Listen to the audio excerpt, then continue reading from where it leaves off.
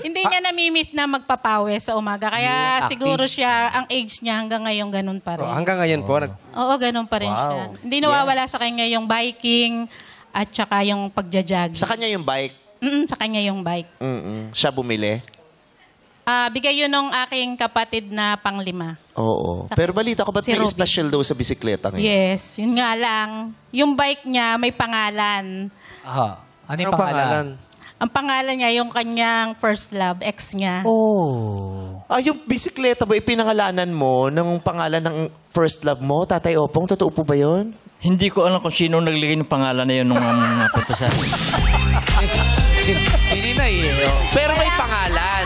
May pangalan ba yung bike? Pangalan yung bike eh. Wala pa dati eh. Wala dati. Tapos, Tapos niya pinagalan. Nakapangalan pa nung medyo kinaunahan kung kinalukuhan ng aking ship. sino pong nagpangalan? Kayo? Hindi eh. Sino? Sino? Hindi ko alam. Baka Paano nagkaroon ng pangalan yung bike? Sino tumawag doon sa bike na may pangalan? Kung pwede po ba naming tanungin kung ano po yung pangalan? Yung wag na first sana love ha. niya. Wag na. Pero pangalan ng first love nyo, yun ang tawag nyo, yun ang tawag sa bisikleta o may pangalang nakalagay sa bisikleta? Wala. Yung sinabi niya nun, ang pangalan nun, yung first love niya. Sino ba? Si Roger? Ayaw niya lang pasabi. Oo. Yung first love niya bago yung nanay niya. Yes, yun. Ah, Na hindi niya malimutan yung first love. Oo. So, kahit, yung bisikletang yun, nandoon na kahit buhay pa yung nanay mo. Hindi. Wala na ang nanay ko nun. Wala na yung nanay mo nung nagkaroon ng bisikleta si Opong. Tapos ipinangalan niya yung pangalan ng ex niya doon. Oo, yun.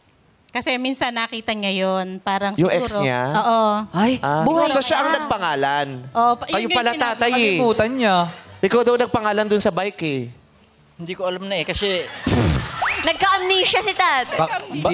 baka yung naging nanay niya, lagi nagpapapangarap sa akin eh. Oo. Pero sa pagkakaalam mo, siya ang nagbigay ng pangalan doon sa bisikleta na ipinangalan niya sa first love niya na hindi yung nanay mo.